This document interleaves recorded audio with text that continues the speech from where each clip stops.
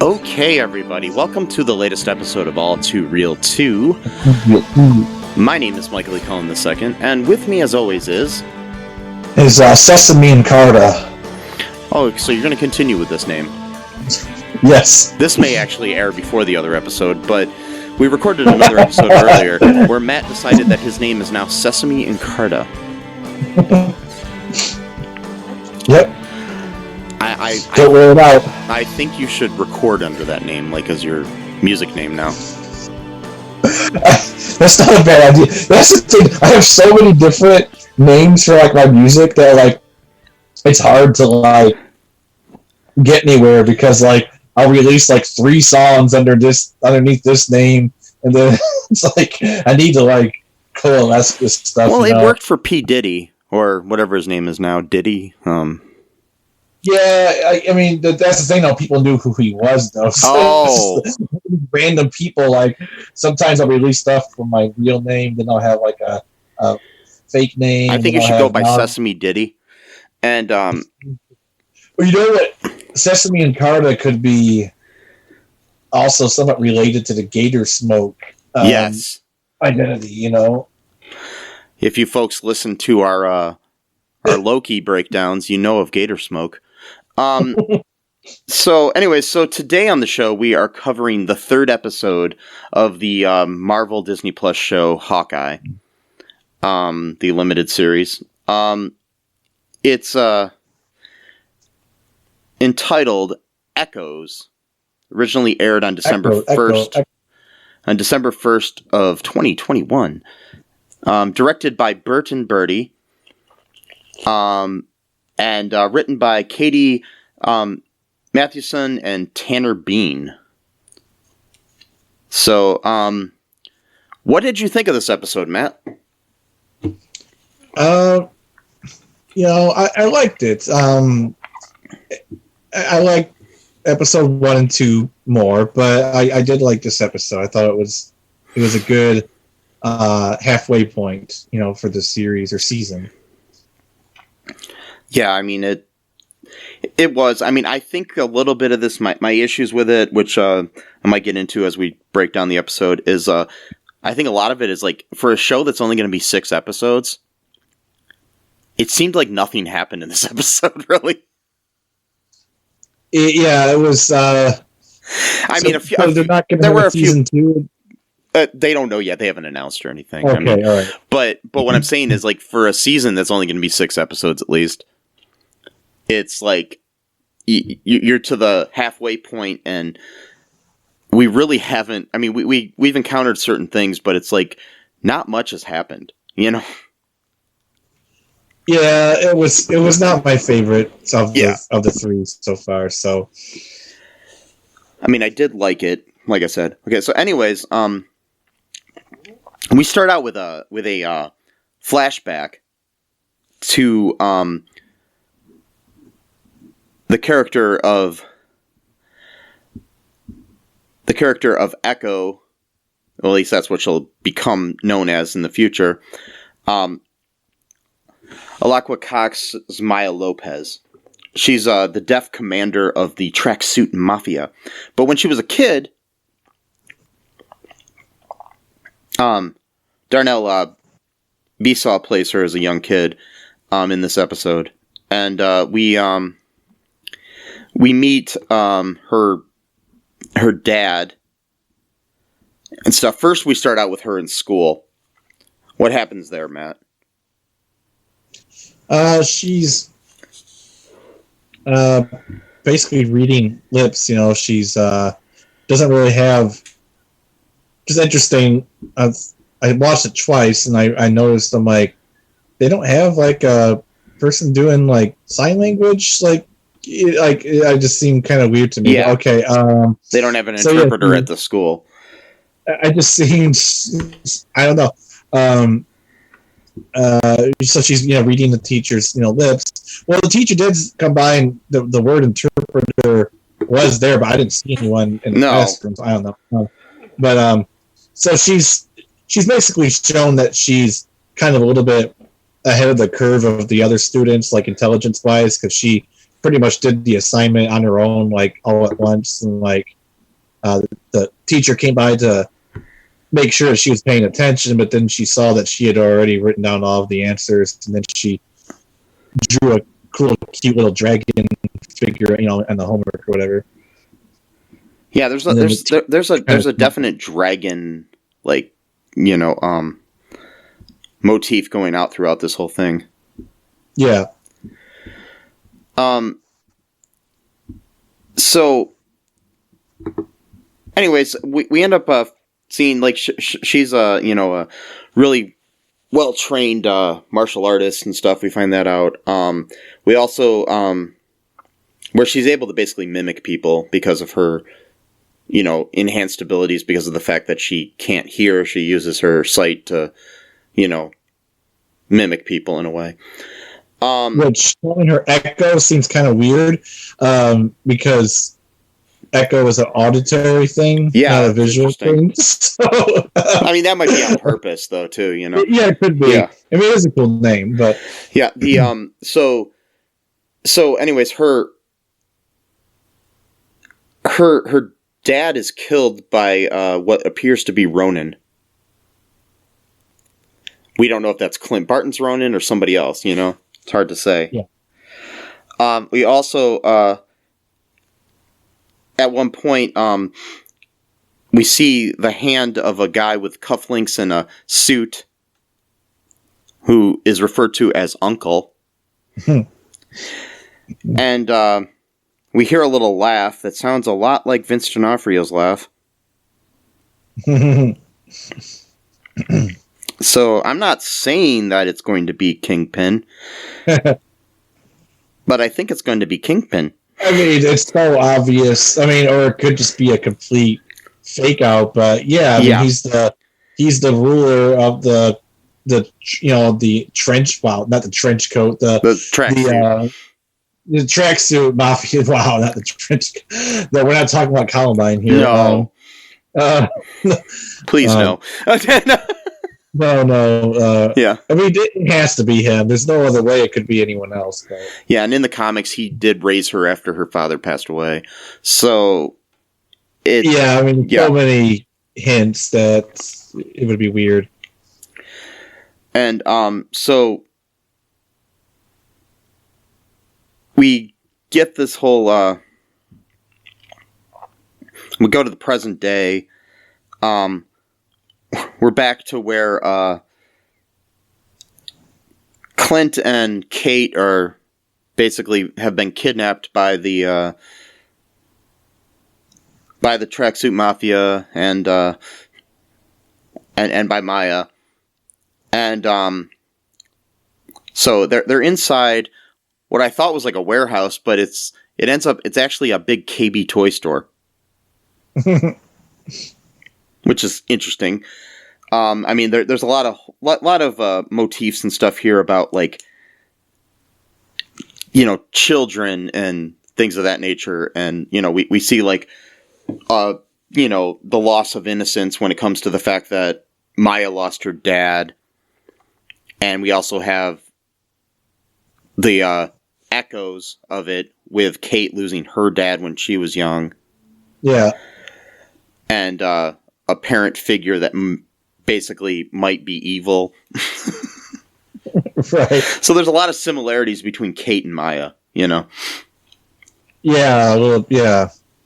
I think Maya is probably a little bit older than Kate. I'm thinking by maybe like 5-10 years, maybe. Yeah, but I mean, there's definitely similarities in their lives and what happened to them. Yeah.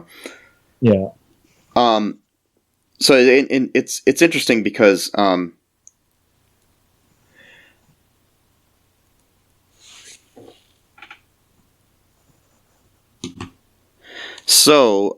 basically, they're in this KB toy store. Yep. And like I said, there's this whole, like, childish fantasy sort of thing with the fact that they could have placed this anywhere, but they placed it in a KB toy store. Yeah, of course, exactly. With Christmas being nearby and all that stuff Yeah, too. there is this whole thing where it's like about family and kids and things of that nature, and like the echoes of the similarities between the two characters of Kate and Maya. Yeah. So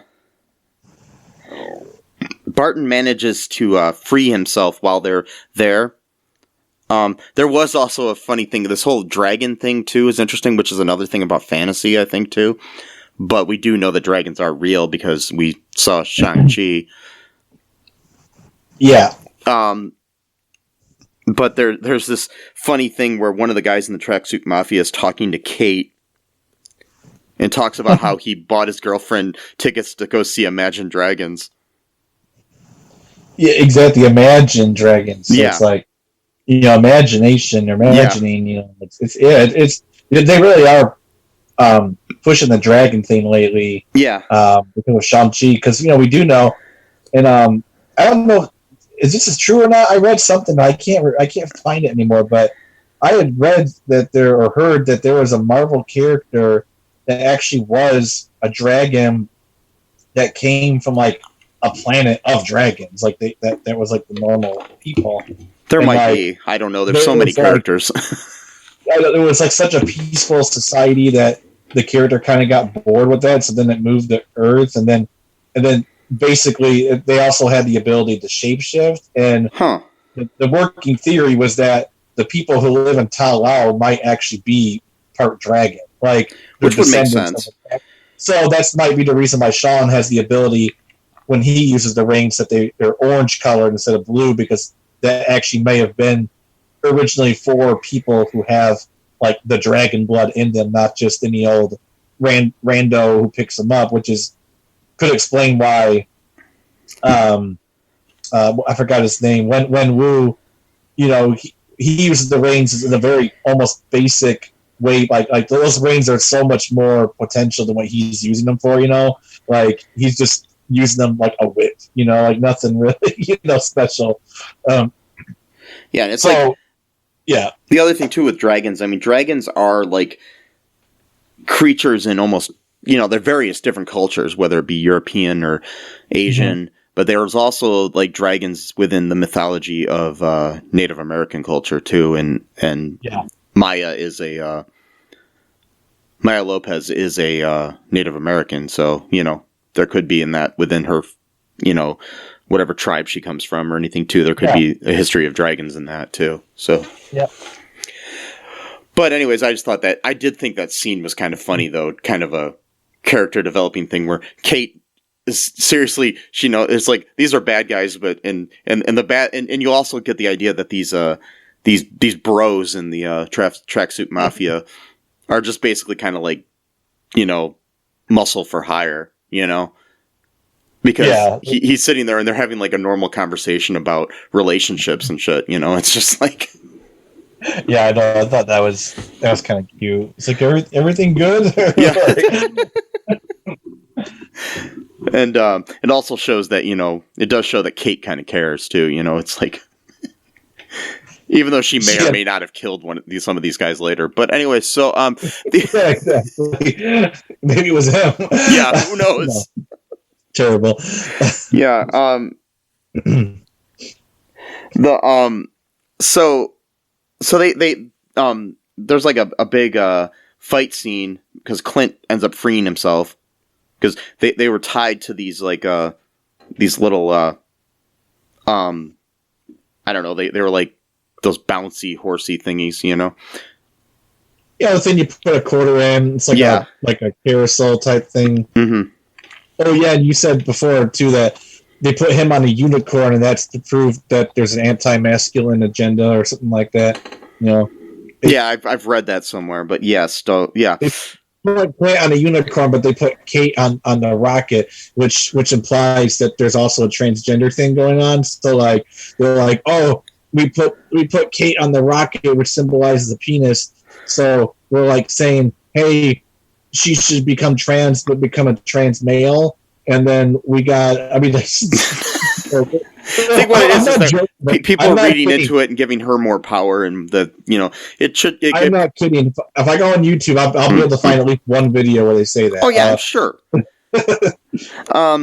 So the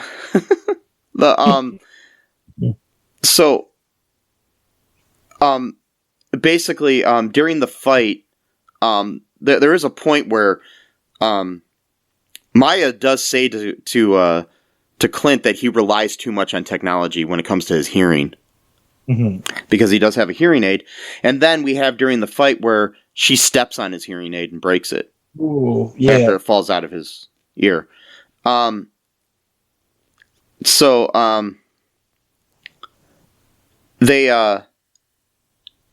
Bishop is freed too, Kate is, and then the pair escape the tracksuit mafia to get Barton's hearing aid fixed eventually, but there was like this really cool kind of cool car chase scene where they're being chased. They end up taking, instead of taking this really cool old I think it was like a Dodge Challenger or something. Yeah. They get in this like jalopy of a car that was out there. But Clint first tells her to drive because he wanted to shoot arrows at people, but it ends up being where he ends up driving and she's stuck shooting the arrows. Yeah, because she didn't know that he, couldn't hear her. Yeah. Because of the hearing aid situation. And so they've got like all these weird arrows. One of them, which is a one that shoots like this kind of like purple Play-Doh gel sort of stuff at them. Yeah. Which is weird. But anyway, so then we have at one point we do have a Pimtech arrow, which is kind of weird. It's like and it's able to make something bigger. So they shoot it at another arrow and make that arrow bigger, and it drops on the tracksuit mafia guys. And what was the name on the side of the truck? Oh, or on the side of their van? Yeah, trust a bro. Yeah, trust a bro, like moving company or something. Yeah. It said, "Smile, you're moving." Yeah. Wow. Yeah. So, they, anyways, that sequence was interesting. What'd you think of that sequence, Matt? Yeah, it was pretty cool. Like I said, this episode wasn't my favorite. I mean, I know I had a lot of action in it and stuff, but the trailer kind of made it a little bit more like that scene where she's like, "Oh, you're telling me there's actually more dangerous arrows than that," or something like that. Like that was like in the trailer. I was thinking that was going to be maybe like in a later episode, but yeah. But it was all right. I mean, I do like the fact that we see more arrows that Clint has, because so far we've only seen him have like regular arrows and like explosive arrows. We haven't really seen like the weird gel stuff or the gas or the plunger thing for whatever that is used for. Or the random USB ones. The USB, well, Oliver Queen used that in a lot of Arrow episodes. So that one's. Yeah, USB one was used in What If. So. Oh, was it? Okay. Yeah. But. Yeah. Yeah. Yeah, I know what you're talking about. So, anyways, we've got they escape, and then they end up in a really cool scene where they end up on the subway. Mm-hmm. And then they're sitting here, and they're on their way to go get the thing fixed, and obviously Clint can't hear Kate, and she's saying all this stuff, and he's basically repeating what she just said, like it's his own idea. It's like, we should probably check on the dog. Right. He's been cooped up all day. Yeah. That was kind of cute. Yeah. And it did kind of create this whole like echo sort of thing. Anyway, so literal echo. Yeah, exactly. Yeah. we do see the echoes going on throughout the whole episode. There was a really sweet scene at the apartment where Clint can't hear, and his kid calls him, and so he's got it on speakerphone, and Kate has to like basically write down what the kid was saying so he can respond to him. Mm-hmm. That was kind of cute, and it kind of also gave you a little bit more of a feeling of like, what's at stake here for Clint, where he's trying to get back home for his family, and also kind of lets Kate know that too, Yeah. So, anyways, during when they're moving to another location, the Tracksuit Mafia and Maya and everything, Kazi, who is like her right-hand man, he advises Maya not to get in trouble with her uncle. Mm-hmm. So that's another, another nod there to the uncle character, who kind of, it kind of implies that she's not the head of this thing. There's there's another bigger, fish or fisk, as it might be, in this situation. Bigger fist, yeah. Well, yeah, there's always a bigger Fisk. Yeah, Wilson Fisk. Yeah. There's always a chain of command for these things, and I bet you, if you even go further, there's probably someone even above Kingpin somewhere along the line too. Or Kingpin might not even know it, but there might be someone who's pulling the strings that he doesn't even know. Yeah. So, and then there's probably someone above that person. It'll be interesting to see, and I mean, I think that there's going to be some reveal here where Eleanor, Kate's mom, is somehow involved in this situation too. Yeah, I'm thinking it's going to be something like that going on. Yeah. So they have that cute little scene with the son on the phone. Then they go and they get Clint's his hearing aid fixed. So intending to learn more about the Tracksuit Mafia as well as Jack Duquesne, Bishop convinces Barton to infiltrate Eleanor's penthouse and use her security company's account to look up Bishop's security criminal database. She ends up being locked out of the system while attempting to bypass security. They do look up Kazi, and he comes up in the system. But the fact that they were even able to do any of that just proves to me how fucking bad this security system must be. Or TV convenient. It's just... it's probably TV. Well, maybe because she's worked at her mom's company for a while, so maybe she knows some ways to bypass certain things or whatever. Yeah. But yeah, it still seems kind of convenient. Do you want to take a quick break here, Matt, and we'll come back and we'll talk about the rest of the episode? Sure. Okay, we'll be right back, folks. What is Gen X? What is the silent generation? What do generations have in common? Hi, I'm Trish the Dish from the Gen X Voice podcast, and I invite you to listen to conversations I have with folks from different generations, backgrounds, beliefs, and experiences in an attempt to see what connects rather than divides us. Even though Gen X has been called slackers, Karens, or not mentioned at all in some cases, we are the bridge generation, so I feel compelled to do my part to destroy ageism by bringing all these voices together. And, as a bonus, each guest gets to answer some 80s questions at the end of each show.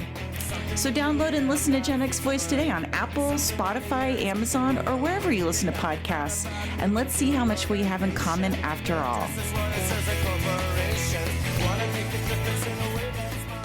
Hi, this is Catherine, host of a new fashion podcast, The Real Fashion School Dropout.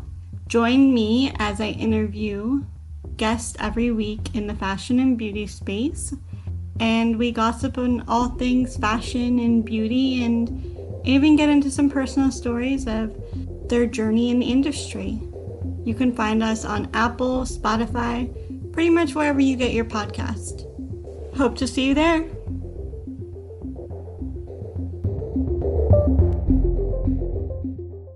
Yeah. And we are back. Okay, so we end the episode where they're in the penthouse, and Clint's amazed by the how big it is and everything, and looking at things, and he's looking around at all the swords and everything, and then he's walking around by himself, and at one point hears something, and Jack comes at him with a sword, and that's how it ends. Yeah. So, which is interesting because like every episode has ended pretty similar to this so far. Yeah. Where it's like every episode ends with somebody surprising somebody. Yeah, pretty much. Or like a reveal the last episode was like the butterscotch thing, and then yeah. Yeah. Yeah, it's just interesting. Yeah, but overall I liked the episode. I mean, it's not my favorite of the three, but it was pretty good. Here's some like Easter eggs I found online about this episode. So about Echo, in the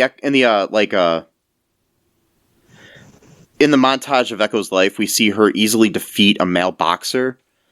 I guess the same thing appears in the comic book Daredevil #9. Yeah. So, in the comics, Echo's father, who is named Willie Crazy Horse Lincoln, he was actually killed by Wilson Fisk and not Ronan.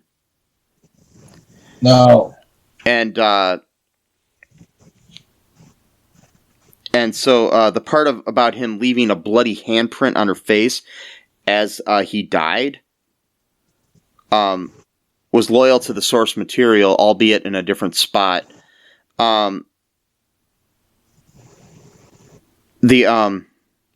There's a blue hand turkey that we spot in Maya's childhood bedroom when she talks to her father. Kind of foreshadows this bloody handprint, Mm-hmm. Willie refers to Maya as his little dragon, which and it's interesting because that was also Bruce Lee's nickname. Oh wow! So so the uncle is obviously references to Wilson Fisk, who is in the comic books, as who raises her as her uncle. Even though he killed her father, but she didn't know that. So, in the comics.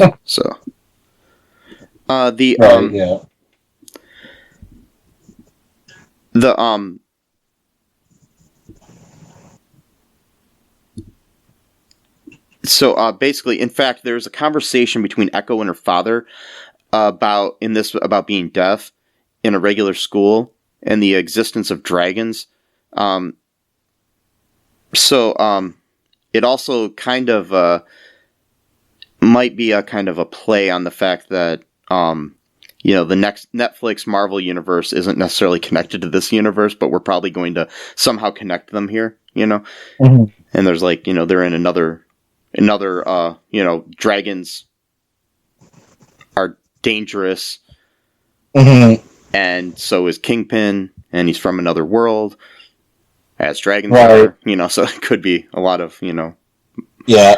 Yeah, And plus, too, she said, can dragons learn how to live in our world? So it's like, yeah. can they make these worlds, these narrative worlds, come together, type of thing. And we're going to get a lot of that in the multiverse of madness and Yeah, Spider-Man exactly. and things like that nature that are coming up soon. Yeah. So I mean, we there's a lot of we finally get the name for Pizza Dog. Which is the name that's in the comic books for the dog. So, Which is Pizza Dog. Yeah, yeah, it's yeah, yeah. It's more of a fan nickname for the comics version, whose original name was Arrow. Arrow. But by the way, don't feed your dogs pizza. By the way, it's not good for them. No. So so Clint ended up changing the name to Lucky, in the comics. So Lucky the pizza dog. So is what fans call him. So the hideout of the Tracksuit Mafia, as we said before, is a former KB Toys. The thing I find funny is so the ball pit that they fight in at one point, those balls should have been really dusty and maybe not taken care of, and I don't understand why it's so. Anyways, or maybe they filled it up with fresh because they play there. Yeah, that's what I'm wondering. They ship in fresh, ball pit, toys or whatever. Yeah. Wow. And that was a huge fucking KB toy store. I don't know if anything like that actually ever existed in New York, but whatever. Yeah. So in the comics, Kazi, who is played by Frey Free in this TV show, is a character known as the Clown in the comics. Yeah. He's a mercenary hitman who came to the United States after a traumatic childhood in an Eastern European country. Mm. So far here he's being played as Lieutenant Tamaya. But we'll see if he ends up, going down a darker path where he becomes this. In the comics he wears like a mime outfit, and he's known as the Clown and kills people. Wow. So there is a point early on where Clint is asked by. It says that Ronan is dead, and asks and is asked who killed Ronan, and he says Black Widow, which isn't really untrue because it was Natasha who stopped his killing sprees in Endgame. Yeah. Or was it Infinity War? Whatever, one of those. It was Endgame. Yeah, it was Endgame. Yeah, I get all those confused. So yeah, it was Endgame.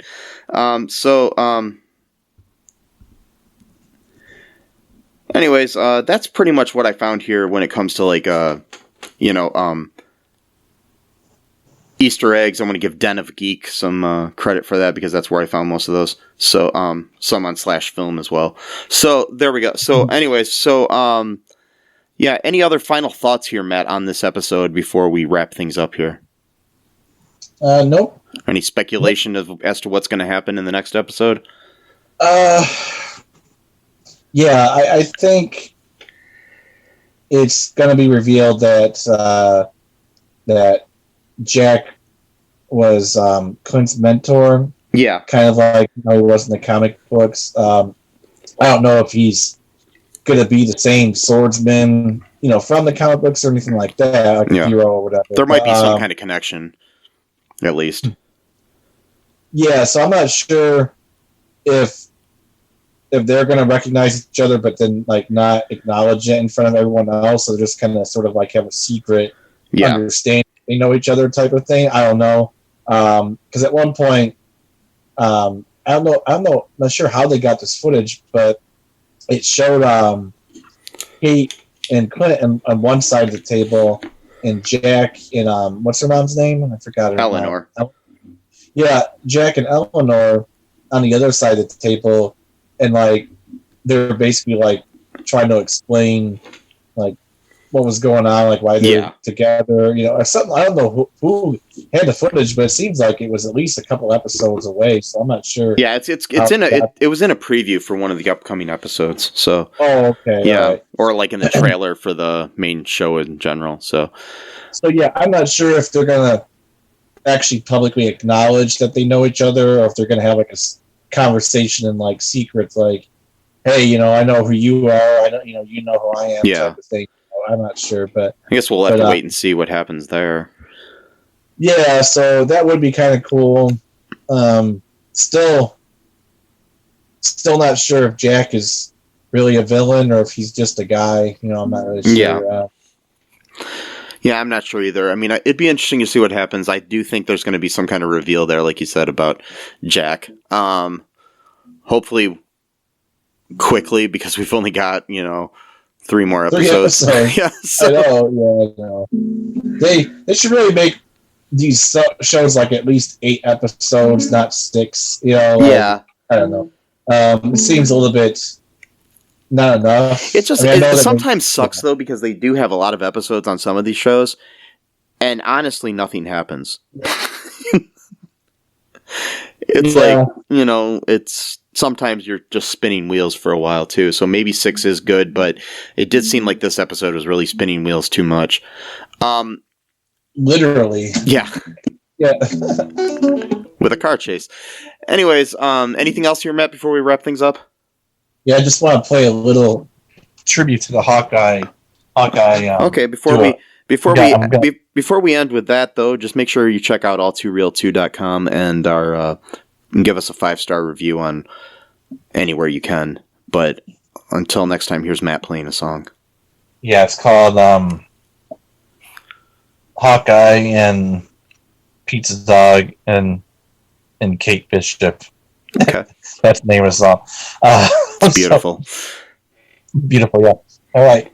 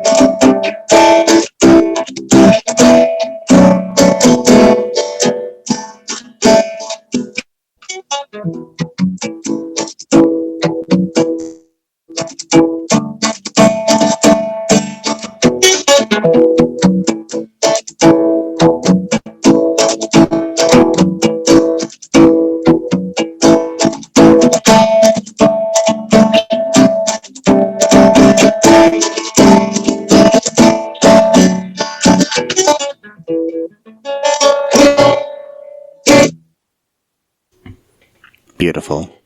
Yep. Wear a mask. Wear a condom. Bye-bye.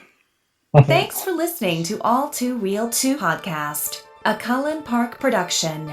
Produced and edited by Michael E. Cullen II. Music by Matthew Hawes. Subscribe and share the show. Visit us at cullenpark.com.